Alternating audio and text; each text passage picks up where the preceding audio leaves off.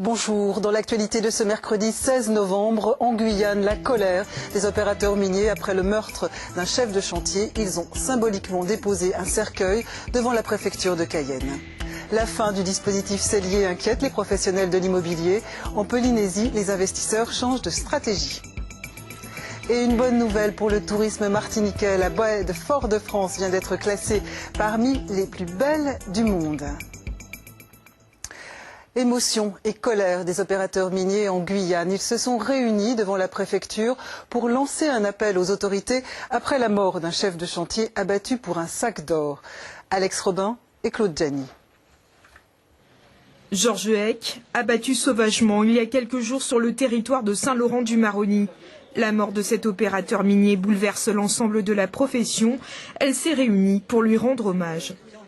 La tristesse d'avoir perdu un collègue. Un des plus anciens d'ailleurs, il avait 67 ans, il faut le rappeler.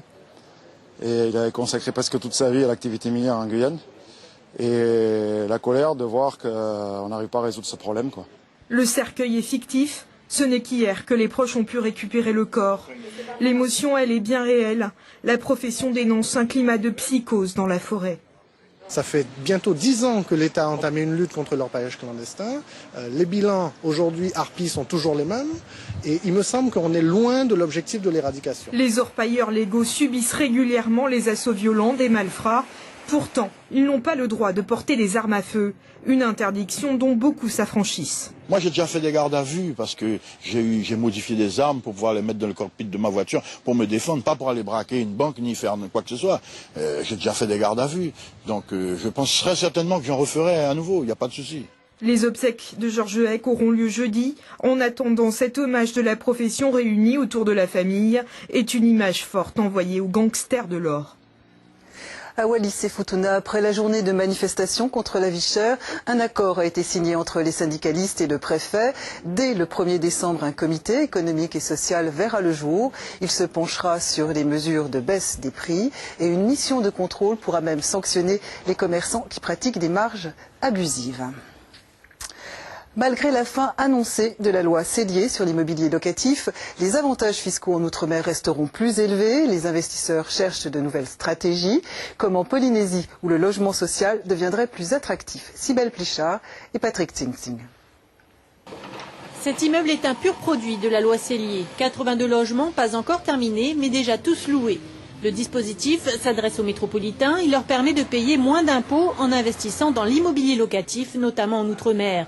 Avant de totalement disparaître, la loi Cellier devrait paradoxalement profiter à la Polynésie française. Bizarrement, ça pourrait être un avantage, parce qu'on va rester l'année prochaine avec des taux qui sont quand même plus élevés que ceux que seront la Cellier en métropole. Donc on risque d'avoir un décalage de la clientèle qui achète en métropole vers l'Outre-mer, et en particulier en Polynésie. À la tête d'une société spécialisée dans ce type de montage financier, Stéphane Mau veut redorer l'image de la défiscalisation. Pour lui, l'extinction du dispositif Cellier permettra d'en créer un nouveau, davantage tourné vers la construction de logements dits sociaux, mais de qualité. Pour le moment, seul 20% de la population peut accéder à ce type d'appartement de standing. Un avantage fiscal, quand il est donné par un État, doit absolument servir aux populations au final. Si ça sert que aux investisseurs ou que aux constructeurs, il y a quelque chose qui ne va pas dans le système. Donc plus on va donner des avantages fiscaux dans un système social, plus on sera obligé de construire dans cet axe-là. Quant à la défiscalisation locale, elle est désormais accordée au cas par cas et au vu de la demande en logements sociaux en Polynésie française, ces acteurs du monde immobilier ont confiance dans l'avenir. La semaine du handicap est l'occasion d'un regard sur les initiatives en faveur d'un meilleur vivre ensemble. Expérience réussie à Saint-Denis de la Réunion avec la création d'une unité spéciale pour enfants sourds. Marie-Ange Frassati et Alix Catherine. À l'Immaculée, 7 enfants ont l'air contents de venir à l'école, encore plus que les autres. Ils ont entre 6 et 9 ans, ils sont sourds sévères ou profonds. Comme 200 autres marmailles qui dépendent du centre de la ressource, ils sont scolarisés en milieu ordinaire. Pour l'école de l'Immaculée, c'est une première expérience dans le genre. Les poissons. Les poissons. À l'Immaculée, j'ai beaucoup de copines, beaucoup d'amis, des filles entendantes. Ici, j'apprends à lire et à écrire. et je fais de la peinture. C'est une bonne chose aussi bien pour ces enfants qui intègrent une école normale et aussi donc une très bonne chose pour nos enfants. Et quelque part, ce sont eux qui nous font un petit peu la leçon, je dirais, de l'accueil de la différence. Ils éprouvent une grande joie vraiment à jouer avec eux, à se retrouver dans les pauses et tout ça, mais c'est vraiment, ils sont joyeux comme tout. Ils font beaucoup d'efforts aussi au niveau de l'oral, même ceux qui n'avaient pas l'habitude, ils prennent conscience en tout cas lorsqu'ils font du bruit. Et pendant la récréation, les petits sourds sont parfaitement à l'aise, ils jouent avec les entendants auxquels ils apprennent quelques mots en langue des signes. Une vingtaine d'unités comme cette classe d'intégration sont gérées partout dans l'île par le centre de la ressource. L'expérience est tentée de la maternelle jusqu'au lycée professionnel et dans cette classe un peu spéciale, il est possible comme ailleurs de chahuter. En Martinique, un label prestigieux pour la baie de Fort-de-France.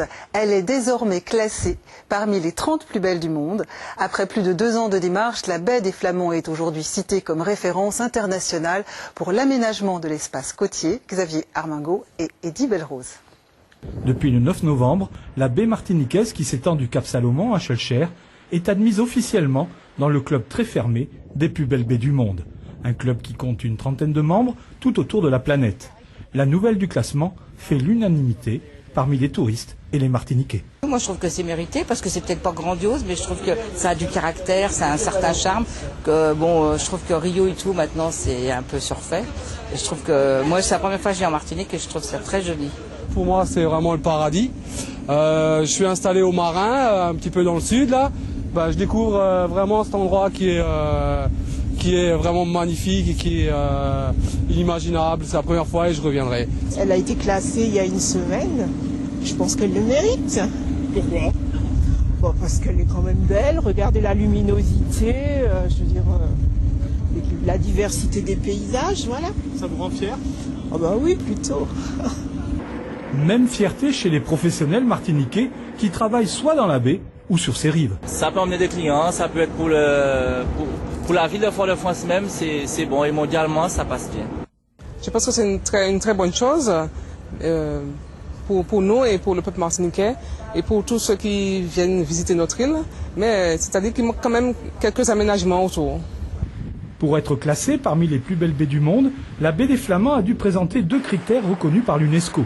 Ce qui a emporté la décision des juges, c'est sa riche biodiversité, avec une faune et une flore marine exceptionnelles. Saint-Pierre-et-Miquelon connaît actuellement un mois de novembre exceptionnel. Une fois n'est pas coutume, il y a plus de soleil en ce moment sur l'archipel que dans le sud de la France. Amandine Pinault et Cédric Cottaz. Elles sont tellement rares qu'on finirait presque par les trouver sympathiques, ces petites gouttes. Jusqu'à aujourd'hui, la pluie n'avait pas réussi à se frayer un passage. Depuis le début du mois, le soleil a occupé tout l'espace. Du beau temps tous les jours à Saint-Pierre-et-Miquelon. Cette première quinzaine de novembre constitue un record d'ensoleillement depuis les premiers relevés de Météo France en 1950. De quoi faire des jaloux jusque dans l'Hexagone. Il fait plus beau qu'en métropole, oui. Alors là, on peut en être fier. On a eu plus de soleil depuis début novembre sur Saint-Pierre-et-Miquelon qu'un petit peu partout en métropole, que ce soit à Paris, à Lyon ou même à Marseille, même dans le sud de la France. Avec les grosses intempéries qui ont eu lieu récemment, ils ont eu moins de soleil que nous en cumulé entre le 1er et le 14 novembre. Une petite revanche sur le sud de la France, c'est toujours ça de prix, d'autant plus qu'au printemps dernier, Saint-Pierre-et-Miquelon avait battu le record inverse, celui du manque d'ensoleillement. Et les beaux jours de novembre ne parviendront pas à combler le déficit. Je pense que même s'il fait bien beau d'ici la fin d'année, de toute façon on va quand même faire les mauvais jours, donc ça compensera pas. On gardera une année 2011 probablement déficitaire en insolation. Le record météo se prolongera-t-il jusqu'à la fin du mois? Impossible de le savoir. À Saint-Pierre-et-Miquelon, plutôt que de faire des plans sur la comète, on apprend à profiter de l'instant présent. C'est ainsi que s'achève ce journal. Merci de l'avoir suivi. Prochain rendez-vous de l'information ce soir à 18h30 avec Nadia Lacroix, suivi d'Info Afrique, présenté par Anaïs Agbo. Une excellente journée à vous tous et à demain.